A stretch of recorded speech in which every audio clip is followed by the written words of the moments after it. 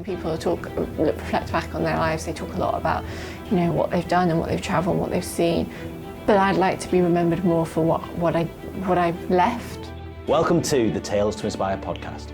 Before we get started on this episode, I would like to invite you to our community so that you can hear more stories to inspire change within your life and positive change within the systems in which we live. All I want you to do is to click on the subscribe button. Your comments mean the world to us with anything that's resonated with you, and I absolutely love your support. I can't wait to go on this journey alongside you. Thank you so much for subscribing. Let's get into today's episode. Today we go into a deep dive with Kate Appleby. Just as a little trigger warning, Kate does go into a personal experience of suffering from sexual abuse, her struggles with mental health, and having lupus. I'm Kate Appleby, and this is my Tale to Inspire. Kate Appleby, welcome to the Tales to Inspire podcast. Thank you, thanks for having me. This is going to be special. I've got a really, one of those feelings, So, Kate, do you want to introduce yourself, who you are, where you're from, and we'll go from there? Yeah, so I'm just Kate. I don't know how this has come about really. I'm just somebody that tells their story, tells their life story, and tries to represent different people from different backgrounds. So I kind of identify as what I call an adaptive adventurer, an adaptive traveller. I live with quite a few chronic incurable illnesses. But at the same time I have a passion for the outdoors, a passion for adventure, and I try and manage both alongside each other whilst running a business. And I've also come through kind of from the very, very bottom of life in terms of my background, kind of not really received any kind of formal education, etc. So I just talk a lot about what it's like to come from a very disprivileged background, and try to inspire people that maybe don't have anything in their background and don't have the privilege of family support or money, and how they might actually still achieve what they want to when they've come from very little. So yeah, I try and represent a few different people from different backgrounds and just, be really open and transparent about what it is to struggle, but to try and, thrive, not survive. So, Kate, where did it all begin for you? Like family background and the very starting point? Yeah, so it's a bit of an odd background, I guess. So my kind of, and still it's quite unknown to me in some ways, but my kind of parents met in a place where they were both receiving support for their kind of different mental health problems, and I kind of was a result of their kind of meeting, it kind of went from there. And I suppose the first kind of 15 years of my life were really just quite challenging. I didn't go to school, and there was quite a lot of abuse, both kind of physical. I suffered quite a lot of sexual abuse in my early childhood as well. And it was just very, very challenging. It was, one of those situations where my parents had a lot of love for each other, but unfortunately it was a very toxic relationship too. My dad then became kind of terminally ill as well. So it was just a very challenging situation. I left home quite early, I managed to get myself into sixth form college, and then went to university and kind of left home from there. My dad died kind of in my early 20s, so I've from the time I left home in kind of my teens, I've never had any kind of family support. I don't have any family support now. It's been a wild ride really, because those first 15, 16 years of my life were just pretty hectic. And then at kind of 15, 16, I got diagnosed with, firstly with lupus, which obviously is a chronic illness. And then I think at that point I was just, I think I was so disappointed with having fought so hard. And, there were situations in my childhood where, I'd watched both my parents physically hurt each other. I'd kind of been on the floor when I was like 9, 10 when my dad had taken an overdose and was trying to call 999 to help him. And there were so many situations where we'd all ended up physically hurt or trying to help each other. And I'd fought through all of that, and I was so fixated on becoming successful and trying to get out of that and, be somewhere where I was safe and had money, etc. And then I got diagnosed with lupus, and at that point I just thought, I can't cope with this, because that will mean I can't go to university, I can't cope, etc. So when I did get into university, I was just a complete mess.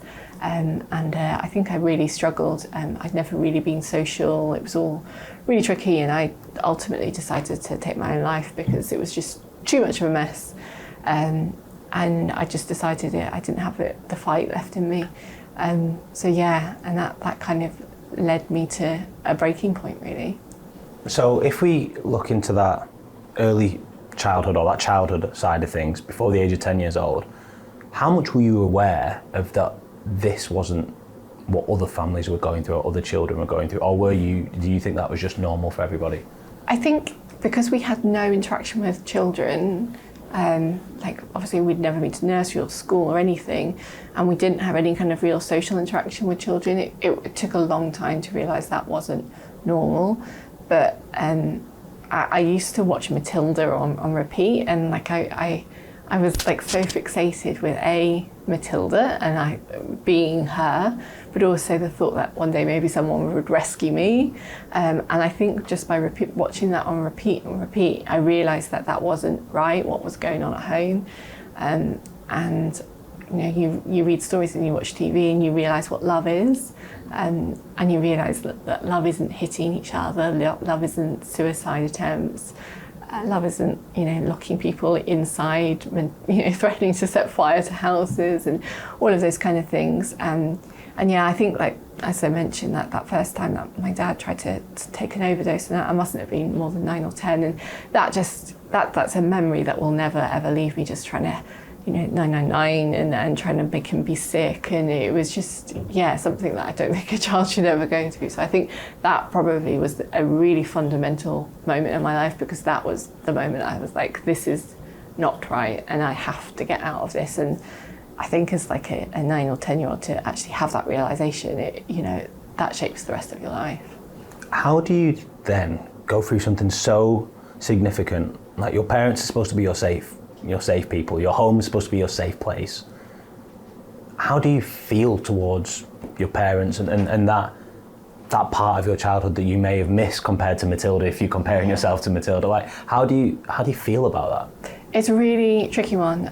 My dad died from Parkinson's in my kind of mid-20s, and after I left uni I didn't really have any contact with my parents as such. I was there when my dad passed away, and it's a really tricky one for me. My mum is still alive, but I don't really have any contact with her, and it's really, really difficult, because I know that those people were meant to love me and protect me, and I think they did in some way. There was love, it was just toxic love.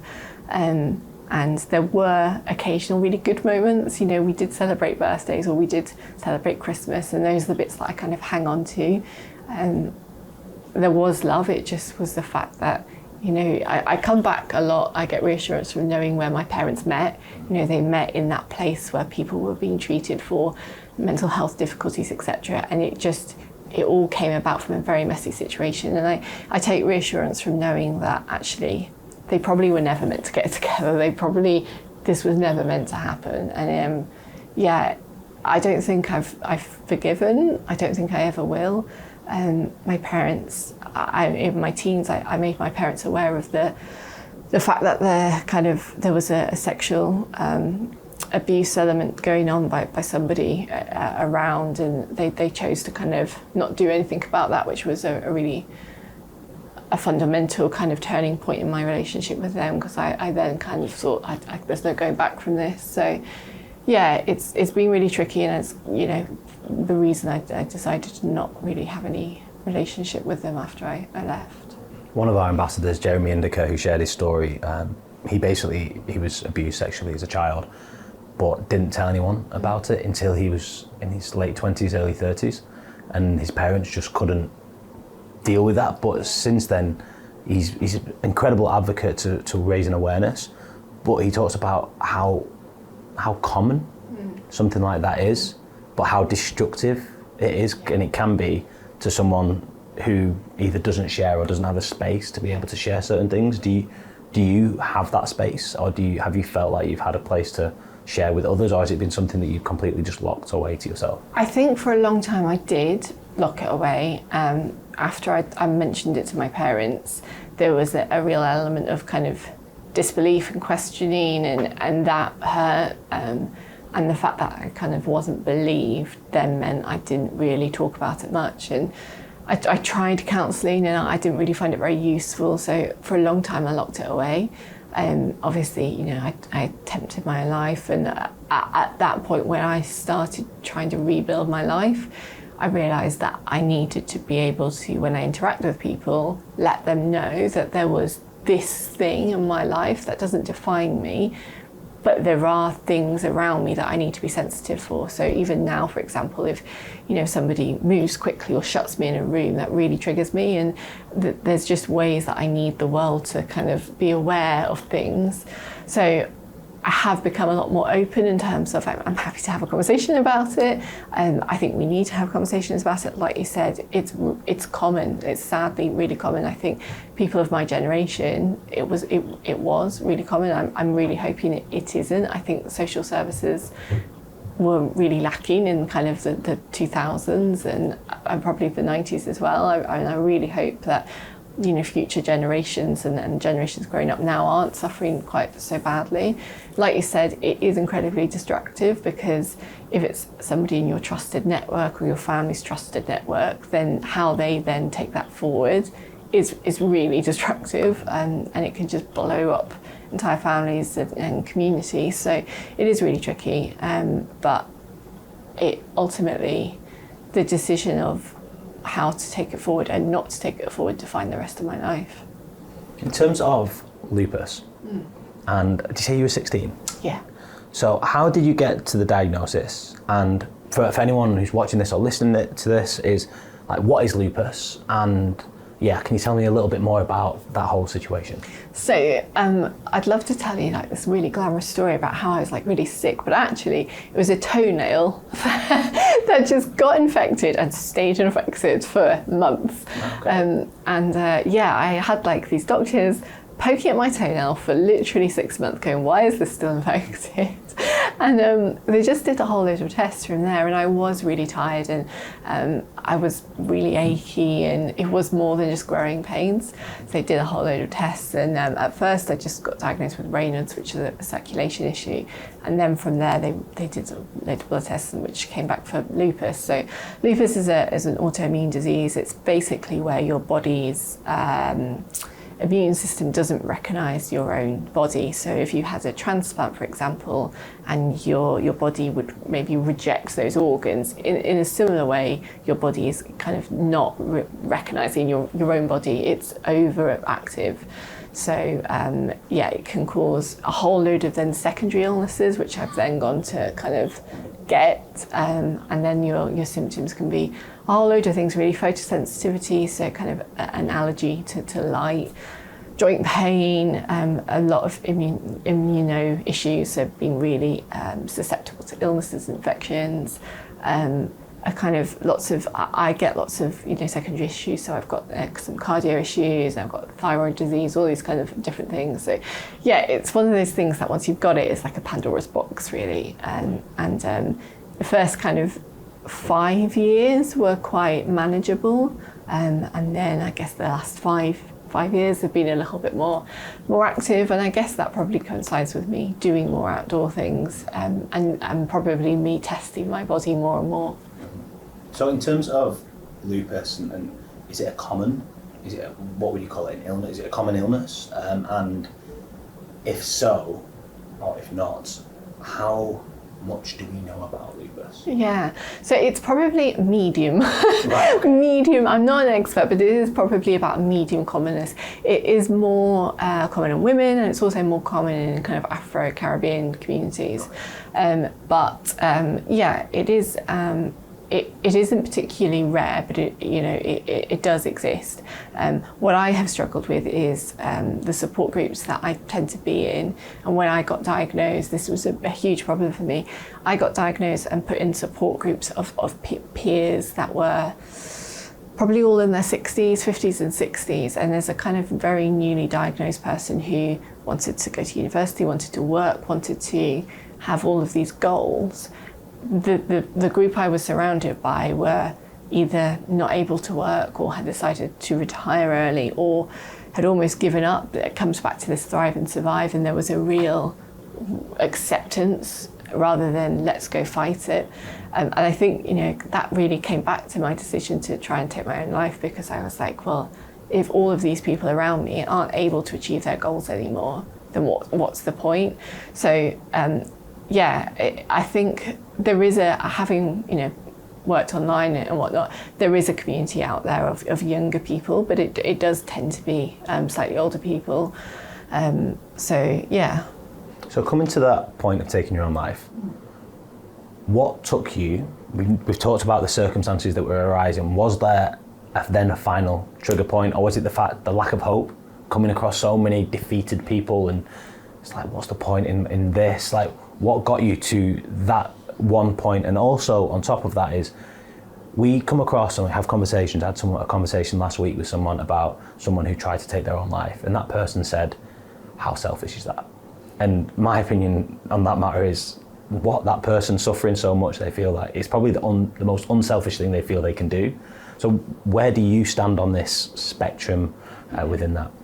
So it was September, October, and I'm a massive Harry Potter fan. Right, okay. And Harry Potter has always been really therapeutic to me, because I just grew up with Harry Potter, and it felt like every time I read the books, it was like having a friend. And you have to realise that I was 16 years old before I had my first friend, because I'd never been around kids. So Harry Potter books were like having friends. Like it really was super powerful. And it was October time, and it was coming up to Christmas, and I'd watched one of the Harry Potter films, and Harry was going to the Weasleys for Christmas, and it just really struck home that I didn't have anyone to go to for Christmas. It was quite tricky, just because I just realised that there wasn't a single person in the world at that moment that cared whether I was alive or not. And like I said, I was struggling a little bit at the beginning of university to like integrate. I didn't have those social skills yet. I was a lot behind emotionally. So things like alcohol, I was struggling to like mix and whatnot. So it wasn't like I had a good group of friends around me yet. My family wouldn't have cared at that point whether I was alive or not. And so it really struck home that like I just didn't have anywhere safe to be, or anywhere where, I felt like Harry Potter friends and I didn't relate at that moment, and it just got way too much.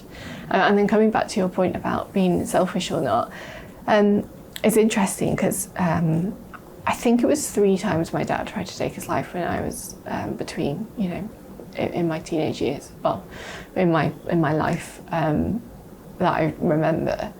And every single time he did that, I got so angry at him, because my dad had lots of subtle ways of showing that he did love me. He was just struggling.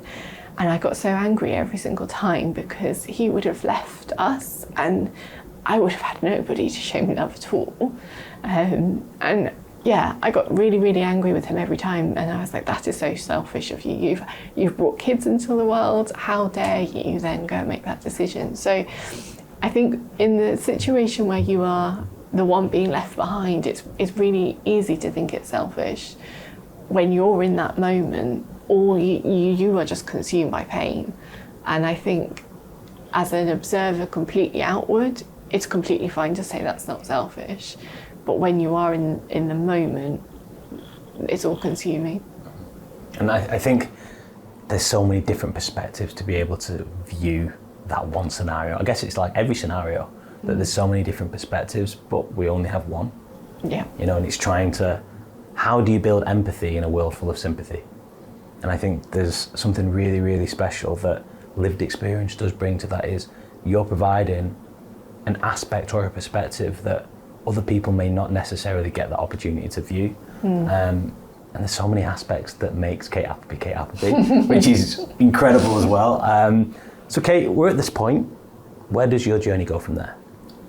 Yeah, so I'd seen everything in life I didn't want. I'd seen, no home ownership, no money, even just food sometimes was a real. I'd seen like poverty. I'd seen everything that if you imagine the worst of life, I'd probably seen just about that.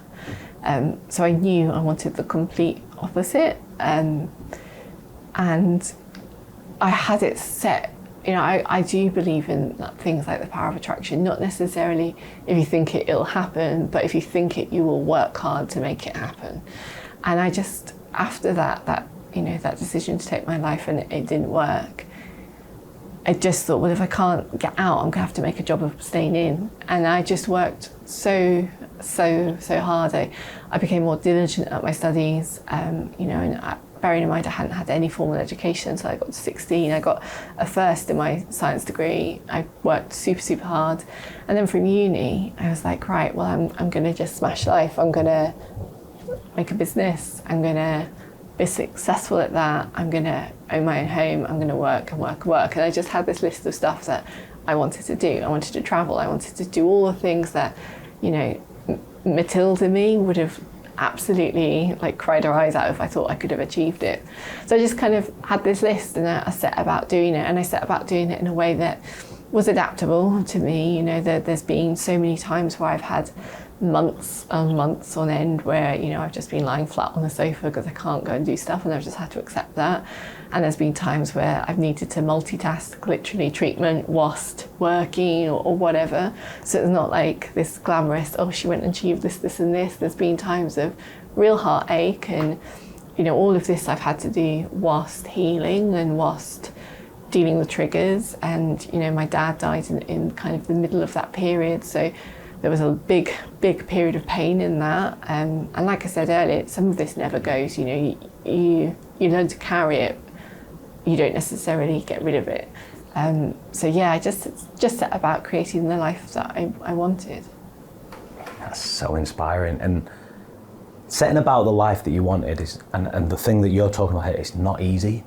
I think it's really easy to glorify being an entrepreneur, or being 100%. An influencer, or being a whatever. It's great, because I guess you can say you're comparing yourself again. But let's talk about work. Yes. Okay.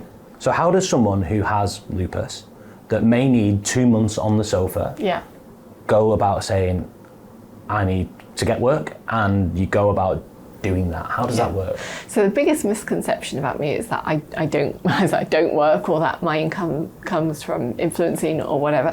I have a full-time job as a management consultant, and I have my own business. So that is my full-time bread and butter. And people always shocked when they find out I actually have a brain and I can use it. I work day to day, managing teams to deliver usually digital projects, often government space, and usually scientific. And I love my job. I love what I do. My business takes on various different contracts at a time, and it's amazing stuff to do. However, as a kind of self-employed person, as you'll know, if you're not at work, you're not getting paid. So I have to be really creative in how I balance my work with my illness. And for me, it's not an option to take 2 months off, or to take, even 3 or 4 weeks off. So I've just learned how to best adapt it. And I truly believe that, my clients don't suffer. But for instance, I've had 2 weeks of infusions in hospital, and I've had the infusion drip stand there and my laptop here, and I've just carried on plugging away because, the conception would be, oh, well, she's not able to work, but mentally I'm all here, I'm good to go. And I think, it's not for other people to judge whether I'm capable, it's for me to judge whether I'm capable. And if I say I'm good, I'm good. So I've had an awful lot of time of late being really sick and being, lying flat and whatnot, but I have just kept on going because financially I don't have an alternative. And also, I think it's really important to carry on mentally working your head and your brain and stimulating yourself in these situations. I struggle when I am at a point where nothing's moving. I'm physically not moving and my head's not moving forwards. I'm always thinking about the next thing. So if my body can't move, I want to carry on mentally thinking. And I think that's really useful. I don't think we're meant to stay still for long, in all senses of the word. So I think it's actually really useful for my recovery when I can to just carry on working. sometimes there's a theory within science and neuroscience and all different areas, but essentially it talks about stagnancy is actually moving backwards. Yeah. And the only way, there's either two options. There's not staying still, because nothing stays still. If you look at the way energy works, energy is always moving. The question is it moving backwards or forwards? Yeah. You know, and so if you feel like you're staying still and that's what you need, actually you're not, you're moving backwards. Yeah. 100%. But is there something, even if it's an inkling of something to look forward to or whatever that is, to help you move in that one direction that you feel is best for you? Yeah. I come across a lot of people who are very happy to say that they've not changed in years, and that's the way I am and that's who I am. That's a very fixed mindset that I struggle to get on board with. It comes back to your point earlier though about evolving. You know, we are designed to evolve, and you know, we are on this planet hopefully for a long time. You know, 70 odd years is a long time to not evolve. I don't believe we're meant to be the same person for every single one of those chapters. I'm certainly not. We're meant to learn from our experiences. We're meant to evolve and develop, and if we stayed the same person, that we've not learnt from our mistakes, we've not carved our path, we've not matured and exposed ourselves to new experiences. I just don't think we're meant to be that same person. Yeah, and it's not as joyful. I'm just going to be absolutely honest. You don't get as much experience out of this life, exactly. you know. So let's go into the management consultancy, because I'm being an entrepreneur and knowing that it's a completely different side that many people who know you may not know much about.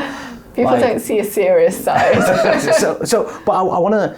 How does that come about? You get a degree at university. When I think of management consultancy, I think consultancy instantly. Whoa, you're working with certain companies and then scientific. So how do you, like, what degree do you get to do that? Or actually, is it because you learned through someone, or how did you get to that point? It was completely by accident. This is not something I ever thought I was going to do. So originally, I studied ecology and biology at uni. I then became an ecologist, and I was a licensed bat ecologist. Fun fact, I still have my bat licenses. And then I actually decided that I wanted to go more into health and health sciences and things like that. I'd actually always wanted to become a doctor, but because I didn't have I hadn't had that formal education when I was a kid, I hadn't had things like chemistry, etc.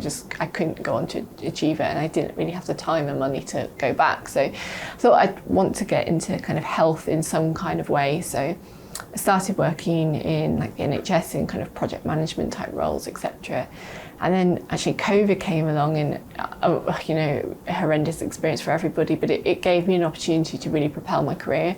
And I kind of got headhunted into Department of Health, and took on quite a lot of management responsibility within that. That then turned into kind of a head of operations for test and trace for the kind of technical side of things. So it became quite a big role, and yeah, I loved my time there. I kind of served for the whole of the pandemic in test and trace in Department of Health, which was a really senior role, kind of working with the scientists, the politicians, to really try and make sure that we had test kits available to understand down to the genetic sequencing, all of those kind of things. So yeah, and I came out of that really enthused, really excited about where I could go with it. And I'd spent a lot of time in those years working with management consultancies like Cognizant and Capgemini, etc., and just learning from best practice.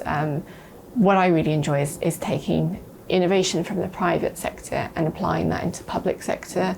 And I love the public sector, but there is such a struggle of being able to apply innovative thinking and being able to get the best out of the public purse, really. So yeah, I'm really passionate about that potential, that space and that merge. So yeah, I then decided to start contracting and start consultancy, and yeah, I started my kind of limited business a couple of years ago now, and just take on different work with different clients. I've done some work in the legal space, I've done lots of work in the kind of health space and health tech startup, and doing some work at the moment with DEFRA, and yeah, it's really enjoyable. I really enjoy what I do, and yeah, I've kind of got some exciting pipeline stuff coming up, so it's all good. I just don't know how you do so much. It's incredible. Your life envelopes so much more than people think. Yeah, it's frustrating because I think because I'm verbal about my story. I think because I'm tattooed, I'm a little bit alternative. I get an awful lot of trolling, and I get a lot of, more than other people, I get an awful lot of trolling. And one of the things that I get most of the trolling about is the fact that people assume that I don't have a career, or I don't have a job, or I'm just taking money from the internet, or feet pictures, I don't know. But it's the biggest misconception, and for some reason, despite the fact that there's a whole host of worse comments, that frustrates me the most, I think, because you put so much time into your career and things like that. But yeah, it really frustrates me. Which kind of brings me, let's go into that a little bit. So as much as you've got your working life, you've also got this persona online, I guess you could say, this platform where people would call it an influencer. Even that word makes me feel horrible, really. Yeah. But I guess you tell me, is it a platform where you just get to share you? Yeah. Is that how this kind of came about? I said at the beginning, I'm just me, and that's probably what I'm trying to do. I'm just me. I'm just sharing my story, and that frustrates people, and that upsets people, and it inspires people. So I just want to have a space where I can be verbally honest, because, like I said at the beginning, when I got diagnosed, I got thrown into a group of people I couldn't relate to, and as lovely as those people were, that was so disillusioning for me. I felt completely trapped and stranded. I would like a 16-year-old who had just got diagnosed with lupus to be able to connect to my story and go, okay, life's not over, there's options, I can thrive here. So I'm just providing that space. I'm also trying to work with outdoor companies and the outdoor space to be able to be more inclusive. Like, the world is not designed for people that look different, that walk different, that see different. The world is designed for, unfortunately, one very specific type of person, that people assume is the majority, and then it doesn't necessarily care about the rest. So anything I can do, which I acknowledge is only a very small thing, to widen that is great. I started a small charity last year called Adaptive Ventures to try and help get people outdoors, and we provide small grants to do that. Last year we sent somebody who'd, I think they were in their 60s, and they'd spent many years caring for their kind of elderly father, and we sent them on literally their first ever outdoor experience, and they sailed around Scotland, which was amazing. We provide grants for people to do that, so it's not much, but I just if lupus got the better of me and I died tomorrow, I would like people to just remember me for having tried to make a change. And it doesn't need to be a big one, just a small change. So yeah, I do some shiny things, and I do some nice travel, but I do always try and come back to the fact that I'm honest, I'm transparent. If life is tough, I show the absolute rubbish bits of treatment, I show the highest points of travelling, and I show everything in between. I show what it's like to carry trauma, I show what it's like to try and balance a career. It's just a jumble of my thoughts and my experiences, in the hope that somebody can look at that, relate to it, and think, okay, I can still be that person. That involves so much vulnerability. Yes. Like so much, like to be so authentic. How do you do that? This is the bit I struggle with probably the most. Like I said, I do get a lot of trolling, and I think it's just because there's something about me. I'm probably a bit quirky, and I think people don't like people that are a bit different. And so, there was probably a point maybe a year ago where I was probably getting 10 troll messages a week, and people criticising my body shape or my tattoos, or and sometimes they were little comments. Sometimes people would send me emails with full paragraphs about how I needed to lose weight or how I needed to get my teeth done. And after a while, it really does sit with you. I was coping with it okay, and then I don't know if you've ever heard about a website called Tackle Life, but it's a website specifically designed as an invite-only forum for people to talk about people in the public eye, and there's been a lot of campaigning in government to try and get this website shut down. There's been some high-profile cases where people have taken their own life because of what is on this site, but it's a horrific site, and usually it's just for big, well-known people. However, I realised whilst sorting out my own website that there was a dedicated platform for me on this site, and that kind of, that really got to me, because for probably 6 months I would Google that every single day and just watch what people were saying, and that was really horrible, because people were comparing me to friends and going, oh, I don't know why they hang out with her, and someone called me a psychotic vampire, and it was just horrendous.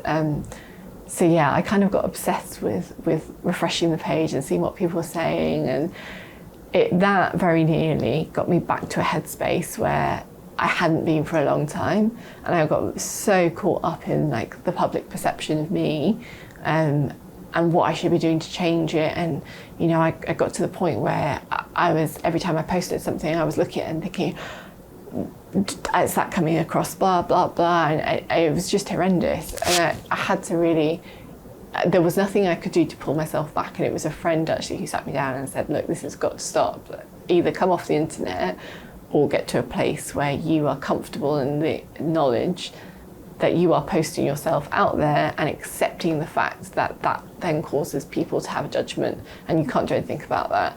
And I have now got to that place where I think, okay, I am, by putting anything in the public eye, we all do it. If you put something in the public eye, you have to accept that that is inviting somebody to share their opinion. Whether that be a post on Instagram or a blog, whatever we do, we're all inviting that, and we can't all expect that to be positive. So yeah, it's a tricky one. It's a really tricky one. I remember the first time we ever shared a story about a refugee. Actually, it was Jenny's story, and when we shared it, I was like, man, this is gonna go like viral. It's such an important message to be able to, and the amount of abuse we got, that how dare you share this, like problems start at home and not abroad, and all this, and charity starts at home and not abroad, and all about the boats and stuff. And I was like, it properly consumed me. And I remember thinking, why are people like that, and feeling really defeated. But then I remember, so I practiced Nichiren Buddhism, and one of the fundamental core beliefs in Nichiren Buddhism is cause and effect. Simple. And the thing that I was worried about was the effect. I was so focused on the effect, which is essentially how other people were reacting. But the one thing that I can control, and the only thing I can control, is the cause I make, which is sharing the story. Do I feel that's the right thing to do? If I do, then continue doing that and keep focusing on the cause.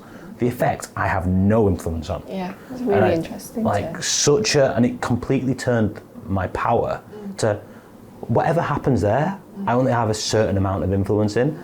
And if it's something that I have no control over, why the hell am I worried about it?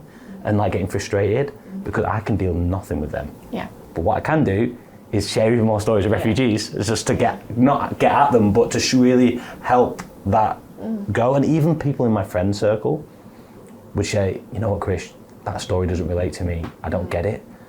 Now those same people are coming to me and saying, I'm starting to understand why you did that, and actually I can connect it. COVID helped in this scenario, because it helped people understand that suffering is global and not just in Africa or in this, like wherever, it's actually here as well. So it gave people a bit more empathy. And I think that's a really valid point, that hurt people, pain hurt people hurt, and we can't possibly empathise every single person's pain. There are people suffering in so many different global situations and at home right now, and unless you are in that situation, like you were saying earlier, you can empathise to a degree, but unless you're in that situation, you can't possibly understand, the whole entirety of the politics or the emotion or the pain. And so when somebody talks up about a painful situation, I think it's really, it's understandable sometimes that other people go, well, hang on, there's a community over here in far worse pain. And when you start comparing pain, you just can't start comparing pain to another pain. And I'm so conscious at the moment that there are so many different pockets of global pain, and you see it all the time, people saying this pain's worse than that pain, or I hurt people hurt. It's just unfortunately it is a situation that you have to be so mindful of. But it's all interconnected, and that's one of the things that I've really tried to showcase with Tales to Inspire and my own life, is that lupus, mental health, family discord, all these different things are connected completely with other things, and that is a global connection that everyone goes through. But instead, we often think mental health, disability and illness and chronic illnesses, and then we think about global struggles or whatever, and they're all one and one part of everything else. And I think it's a different way to look at things. Humans love to compartmentalize everything and put people into categories. Yeah. But actually, we're not. We're bigger than a category. When you think of like my story specifically, you know, lupus is caused and fled. There are some specific genetic things, there are some specific lifestyle things, but predominantly by extreme stress. And you know, I got it in a period of my life where I'd had complete disruption and complete stress, and then my mental health deteriorated, and everything is completely connected to that one central core. So you know, when you talk about that, it completely relates to my situation and the fact that every single thing there interconnects. Where do you find yourself now? In the most peaceful situation I can be. Okay. I will never be at peace, but I am at the most peaceful situation I know I can create. I've created a situation where I'm safe. I have my own home. I have good people around me. I have my business. I have the things that I fundamentally set out to create. And I have the level of acceptance I need as a minimum viable level in order to be happy. When you say that you'll never be at peace, is that more towards you will never be at peace with what has happened to you, or is it more the fact that you'll never be at peace at the situation that you find yourself in? I'll never be at peace with what has happened. I think we often talk about acceptance and we talk about, you know, moving on and all those kind of things. And I sometimes don't think we talk about the people that are left in the situation where they can't accept it and they can't move on. And there's a whole chunk of people that I think can relate to that. And that's okay. You don't have to leave your baggage behind. You don't have to accept. You don't have to forgive. I know it would be great, but we don't all have that capability. And sometimes problems are so big that you just can't get over them. And maybe when I'm, you know, 80 years old or something, I will get to that piece. But right now I'm not punishing myself for not being able to forgive. And I've worked out a way of living with that where, don't get me wrong, every single day it's on my mind and every single day I think about it, and every single day I'll probably face a trigger of some kind. But I've learned that that's okay. Just in the fact that, you know, if you have hay fever and you have a kind of trigger because of your allergy, but you live with it and you learn how to work around it, I'm okay at the fact that this is my situation and I'm at the, like I said, the minimum level I need to be able to create peace and harmony around me. And essentially that is what adaptation is learning to adapt so that you can live, survive and try and thrive in that scenario. But the kind of absolute fundamental core of that is the outdoors. And I always say that the outdoors was the fundamental thing that saved my life. Because it did. The outdoors is the place that I find the most peace, the most serenity. I always say the outdoors doesn't judge, it doesn't care what you look like or who you are. You turn up and you can be in a space that just, you can fully absorb yourself in something bigger than you. So we've not really talked about the outdoors. So was there a moment in childhood? Was it something that actually you didn't get until you was older? Like when was the outdoors, I say, introduced to you, but when did it really hit home about the outdoors? So one of the good things about my childhood was the fact that we lived in a really rural setting and kind of lived on a farm. And when things got tough, say there was a big argument or something, I would just run outdoors, and we had a massive garden that led onto a meadow, and my happy place would just always be outdoors. You know, I was like a real tomboy. I was always just covered in mud, and whenever something went wrong, I was just outdoors. There was a spot at the very bottom of the garden that overlooked the meadow, and so many times I can remember just sitting there and just thinking and just hoping maybe someday someone would come and rescue me, or, you know, just thinking about running away or you know, whatever it was. But so many times I would find peace outdoors. My dad was a huge lover of the outdoors. I think that was probably the only place he found peace too. And sometimes he was really good with like mushrooms and plants and things, and my best memories of my dad are when he would like show me plants and things like that. It's where I got a lot of my knowledge from the outdoors. So all of my happiest memories from my childhood were always outdoors. My safe space was outdoors. I would literally run to the outdoors when I felt, threatened or in trouble. And yeah, when that period of sexual abuse happened as well, the outdoors was where I would run to escape that. So I've just always had that connection of running to the outdoors. And then obviously when I took my own life, after that, the only place I could kind of switch off and not hear the kind of noise was again the outdoors. And I'd kind of, in my teenage bit, stopped going outdoors as much. There was that whole period of just uni and just life, and I probably wasn't connecting back to it as much. And I think straight after that I kind of started going back out again, and it was where I could feel my dad and hear my dad and just feel at peace. And one thing led to another, and sitting outside in the sun turns into a walk, which turns into a hike. And I moved back to the lakes after uni, and probably about 10 years ago now, and that kind of just turned my life around really. I kind of had the freedom to be back in the hills, and just probably I try and get some outdoor time every day, and it's just I don't think I'd be here without the outdoors. Even now,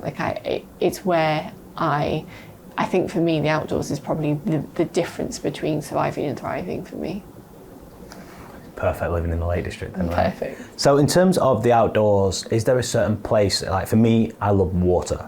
Like water's my place. If I'm in the outdoors, I need somewhere to be able to jump into or to be able to anything to do with water. And Mel probably gets frustrated that whenever we sleep or camp, has to be near running water or near a lake. Is that for peace, or is that? I don't know. I think it's just something really weird that I don't know why. I'll have to really think about that. But is there a place, is it a hill? Do you have to be in the hills, or is it meadows, or is it anywhere in the outdoors? It gives you a different opportunity to have that space. I don't care where I am. I can literally find peace in a park. Okay. I just need to see the sky, and I just need to be able to breathe. And I get very overstimulated quite easily by buildings and people and everything. And sometimes I just need to be able to see the sky. So I have my favourite places, but I am happy with just being able to breathe and see the sky. Oh, I love it. On the final point before we get to the quick fire questions, friendship. You talked about not having friends when you was younger, and that would probably be one of the biggest struggles. Where do you find your friendship circles now, and how is that? So I get very upset sometimes because my friends will talk about childhood friends and school friends, and those are experiences that I cannot relate to. People will talk about, I did this in school, and to me that's a completely foreign concept, and I miss the fact that people, all my friends are getting married and they have their friendships from school, etc. And I find that quite hard. So my oldest friendships kick in from when I was kind of 16, 17, and they're from college and stuff, and then uni.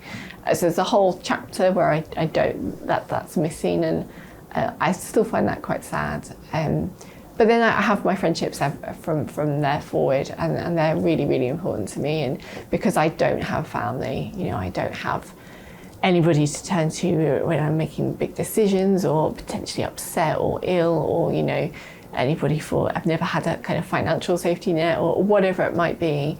My friends are my family. I always say family is a funny concept because you don't get a choice who your family are.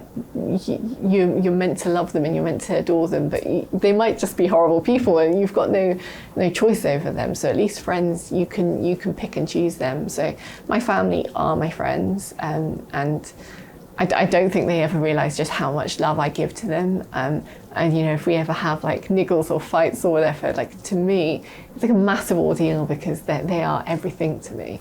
So yeah, I kind of have, my friendships are absolutely, I think apart from the outdoors, my friendships are the most grounding thing I have. And I have such special friendships, the kind of friendships that, people will pick me up, and sometimes if I'm physically incapable of doing anything, they'll literally come and sit and hold my hair whilst I'm being sick for me, and just sit on the sofa with me, or drive me to the lake just so I can see the lakes. They're just fundamental friendships that I just don't know how I've ended up with them, but they're just beautiful people. Earlier you talked about attracting and how we attract people into our environment and things like that, but there's a side of this where it makes no surprises to me that you've got a friendship group, and it doesn't matter how big it is, but it's the ones that matter that are there for you, right? And I think that's really important. I mean, the power of one is incredible. The power of one person to support another can transform your life forever. How many people do we know who are in where they're at right now because of one person was there for them? Yeah. You know, and that one person may have said a word or been there for them at a tough time. But how many people do we know who also aren't here because there was no one they could trust? And that comes back to why I have that presence. And I think people might think that's really corny and like cheesy to say, but so many people, you know, forget the trolling, so many people will message me to say, you know, I've been newly diagnosed with X or Y, and I was really struggling. I found your story. I've really related to it. They've asked me questions. We've connected, and they'll say, you know, you've really encouraged me to stick around, or you know, you've really helped me to just realise that life's worth it, or whatever. And those are the messages that you know, like you say, it just takes one person to be able to, and not even do a lot sometimes, but just ground you enough to realise, okay, take a breath. I can do this. Yeah, I absolutely love it. And before we go into the quickfire, where I'm going to absolutely grill you now, so all the niceties will be out of the window. But I just want to say thank you. Like, just, I'm not even about sharing your story with us or anything like that. Just thank you for being here and getting through what you've been through to be able to just be you.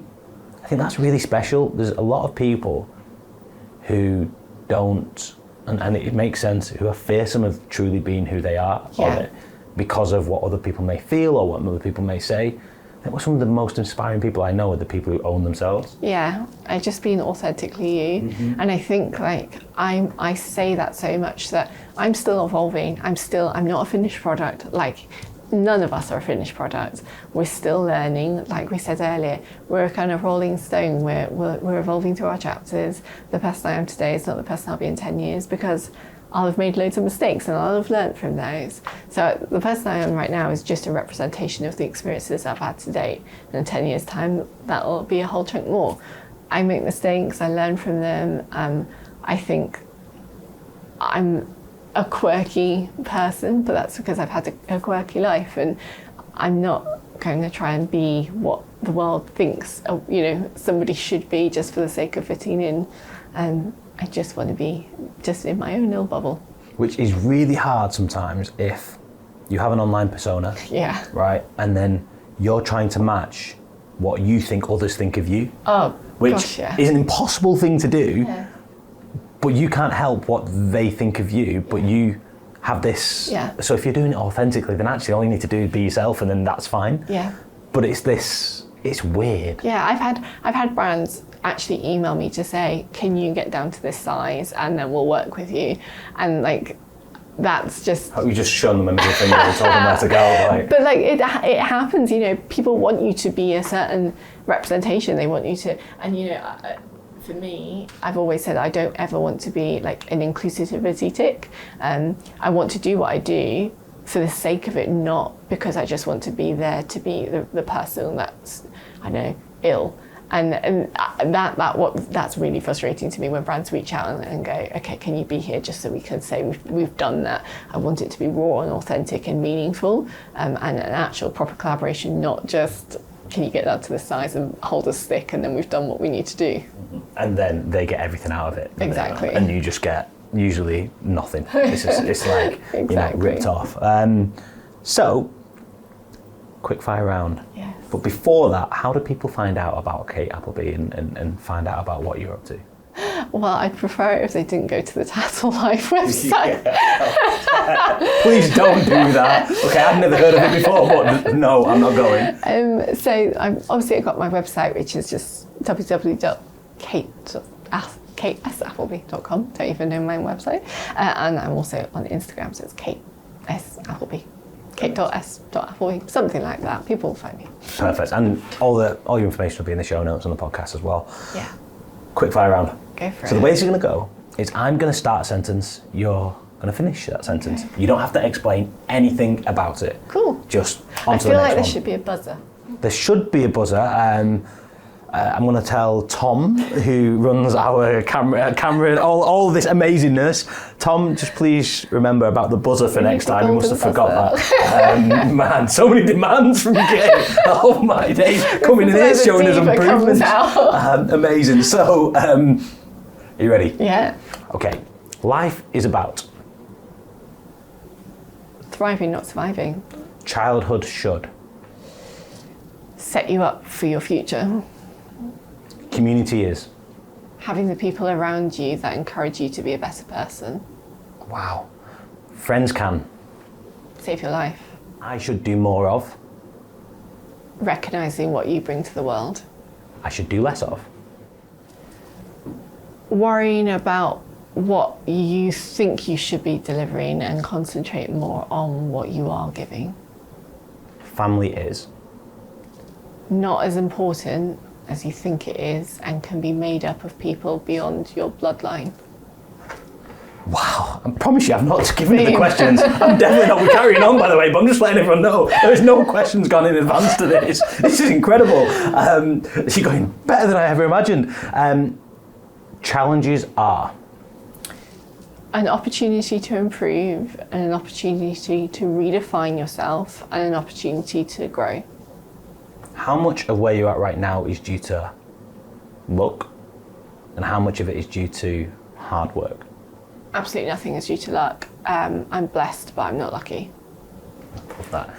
If there was one rule, the Kate Appleby rule, the government law, that was put in place, what would that law be? Easy. Every single person should do one thing to make somebody else's day better every day. I love that. You've nailed that. I'm definitely not getting a buzzer because literally the buzzer will be broken because it was so good. Right, on to the final two questions we've asked every Tales from Inspire guest. So over 150 people so far have got these two questions. And Kate Appleby, the first question is, what is your definition of the word inspire? I think to me, it means to lay the path for somebody else to walk in, even if they're wearing different shoes. I love that. So it's essentially being a pioneer, yeah, so that others can do it, but in the different shoes, is that like in their own unique way? Correct, yeah. I love that. I think so often, and I think it comes back to the point that we mentioned earlier, right, that you need to be careful that you don't use somebody's full story, and this is why I mean wear different shoes. You need to not compare, you need to do the compare and contrast piece. So what elements can you take, but don't take the whole thing, make it yours. Wear different shoes, walk that path in your own way, strut it, do whatever you want to do. Take the inspiration because somebody's walked the path, but make it your own path. I sometimes say that like Tales from Inspire's ethos was built off creating a spark so people can start their own engines. Yeah. You know, and what you're saying there is essentially providing that spark for people to use their own engines in their own unique way. There's that whole quote, isn't there, about be the change that you want to see, and my whole life has been like, you know, at no point have I had help from somebody. I've not had beyond Matilda, I've not had an inspiration, I've not had somebody saying you could do this or that. I've never had that mentor figure. So my entire life when it comes to inspiration has just been around laying the path that I think is the right path, and then helping other people walk in that with different shoes. Which is really, really special, by the way. You need to give yourself a lot of credit for that. To go through such difficult circumstances and to have enough values within yourself and direction to say, actually, this is right and this is what I want for my life, as opposed to saying, actually, there is nothing for me because this is the situation I've been given. That's really, really special. Just so you know, I'm like, absolutely not. Don't listen to him. Well, change that narrative straight away. The final question, Kate, that we ask every Tales to Inspire ambassador is, if you were to live your best life, you know, you're in your 80s, 90s, 100s, whatever that looks like, and you're looking back at your life, what do you want your life to have achieved? What do you want that, if you're looking at it as a book, what do you want that final chapter to look back at and represent, to say, I've done that? So I'd say I'm already living that life. I think when I got to that point of realization that I needed to make some big changes, I set out some goals, and they're quite simple. Create some safety, get my safety net, get my nest, make a business. I created some goals and I worked really hard to get them, and from now on everything else that I get is extra.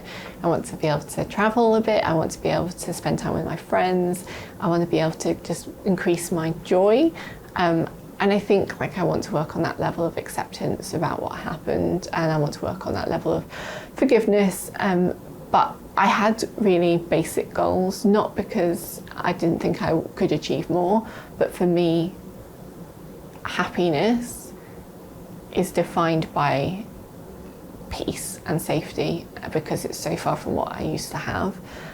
So I'm there. When I'm 80 or 90 and I reflect back on my life, I just want to know that between now and then, some of what I did inspired other people and helped other people, and I would like to be able to think that that path that I've walked has helped other people follow in my steps. I love it. So everything from now onwards is a bonus. Yeah. So special. And it sounds like I'm wasting my time, but I'm definitely not. I'm just making the most of every day. And I think when you're chronically ill, you have to make the most of every day. I don't know what my future looks like. I don't know, if I look at what I'm capable of now versus 12 months ago, it's very different. If I look at how many illnesses I've got now versus 2 years ago, it's very different. So I live my life not knowing what tomorrow brings, not knowing what next year brings. And that again means that if today is a good day, you can sure as heck bet that I'm going to go and give it everything I've got. Mm-hmm. In the outdoors as well. In every aspect. I love it. There's a phrase that I'm reminded of, is that life is but a speck of dust. Yeah. Before the universe, which essentially is, no matter if we live 6 days on this planet or we live 150 years, it is but a speck of dust. Yeah, 100%. In terms of the way that we view time. Mm. So how we use that is really, really special. Yeah. It's really, really unique. We focus a lot though on what we've done. When people reflect back on their lives, they talk a lot about, what they've done and what they've travelled and what they've seen. But I'd like to be remembered more for what I've left rather than what I took. I'd like to be remembered for leaving that path and leaving the footsteps and leaving some of the ropes in place, rather than thinking about the things I took from the world. That's really special. Kate, thank you so much for being on Thank you. I really appreciate it. Thank you for watching today's episode. If you enjoyed today's episode, then please leave a comment in the comment section below, and we cannot wait to see you for our next episode.